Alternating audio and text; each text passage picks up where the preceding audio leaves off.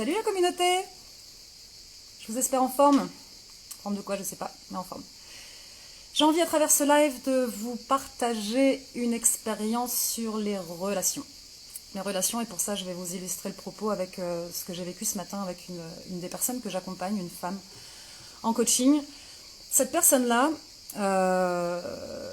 elle était en train de vivre en fait une expérience avec un homme. Un homme lui a dit plusieurs choses, et donc des mots, des phrases. Et par rapport à ces phrases-là, cette personne-là, cette femme-là, en fait, s'est mise à projeter des attentes par rapport à cette personne. Quand elle a rencontré cet homme-là en vrai, cet homme-là a réalisé qu'en fait, il n'était pas du tout prêt pour une relation et qu'il préférait ne pas continuer cette relation. Effectivement, la personne que j'accompagne, donc cette femme, on va l'appeler Marie juste pour le sujet. Donc cette femme arrive, cette femme est triste, cette femme ressent de la tristesse, du désespoir, elle se demande pourquoi, qu'est-ce qui se passe en elle, qu'est-ce qui fait que cet homme n'a pas voulu alors qu'il lui disait des phrases, et puis en lui disant des phrases, et puis il réalise finalement que ça le fera pas finalement. Ce que j'ai envie d'apporter par rapport à cet échange que j'ai eu avec cette femme, avec Marie, c'est que quand vous entrez en relation avec une personne, un homme, une femme, quand vous entrez en relation, que ce soit pour une relation de couple, une relation amicale, peu importe, une relation de business, quand vous entrez en relation, en fait, la relation, elle ne se joue pas entre vous et l'autre, la relation, elle se joue entre vous et vous-même, tout le temps. Parce que ce qui va vous faire réagir vous, va pas me faire réagir moi, va pas faire réagir votre voisin, par exemple. Donc, elle a réalisé, en fait, qu'en rentrant en relation avec cet homme-là, finalement, c'était pas le fait qu'il voulait se mettre en couple ou pas avec elle qui était le problème. C'est le fait qu'elle a réalisé qu'à travers cette relation, Marie est entrée en relation avec Marie, et non pas avec cet homme-là. Et elle a aussi réalisé qu'en fait, son intention d'être en couple, à travers ce vide en fait, qu'elle ressentait, parce que comme cette personne lui a dit, bah, écoute, finalement, je veux pas être en relation avec toi, elle a ressenti un vide énorme à l'intérieur d'elle.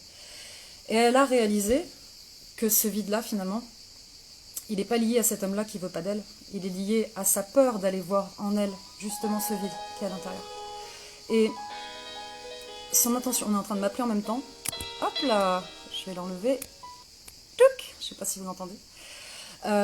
Son intention d'être en couple, en fait, c'était pas d'être en couple par amour pour elle, pour partager, pour vivre de la liberté, pour grandir, mais c'était plutôt pour éviter d'aller à la rencontre de son vide intérieur. C'était plus par rapport à ça. On me rappelle, je crois qu'on insiste. Hop là. Elle s'est rendue compte. Donc, je vais y arriver. Je vais y arriver. Son intention d'être en couple, j'étais en train de dire, c'était pas vraiment par amour pour elle et par l'intention de partager, mais plutôt pour éviter, en fait, d'aller ressentir son vide à l'intérieur d'elle. Donc, quand vous êtes touché dans une relation, quand il y a quelque chose qui vous touche profondément, que ce soit quelque chose qui vous mette en colère, ou vous ressentez du vide, vous ressentez du rejet ou du ressentiment, peu importe, en fait. Si ça vous touche, l'avantage, c'est que ça vous permet de savoir où vous en êtes, vous. Et ça, c'est génial. Parce que là, ça vous permet de réajuster. Parce qu'elle s'est rendue compte aussi, cette personne-là, que ce qu'elle recherchait dans un couple, c'est ce qu'elle avait déjà dans sa vie, mais sous une autre forme, finalement. C'est-à-dire que, par exemple, je prends l'exemple, elle cherchait à recevoir de la bienveillance, et elle s'est aperçue qu'en fait, de la bienveillance, elle en donnait partout dans son travail. Qu'elle en recevait de la part de sa famille, de ses amis, des gens qui l'aimaient autour d'elle. Et donc, elle n'avait pas besoin forcément de le vivre sous la forme couple, puisqu'elle le vivait déjà autour d'elle, dans tous les domaines de sa vie. Donc, en fait, quand vous entrez en relation avec quelqu'un, peu importe ce que vous vivez une expérience. Et cette expérience, elle va parler de votre relation que vous avez avec vous-même. Donc, ce que vous vivez, en fait, c'est toujours juste. C'est toujours juste. Et la dernière chose que j'ai envie d'apporter, c'est que rien n'est en travers du chemin. Tout est toujours sur le chemin. Ça vous permet de grandir, d'aller reconnecter à des parts de vous-même que vous n'avez peut-être pas forcément encore appris à aimer.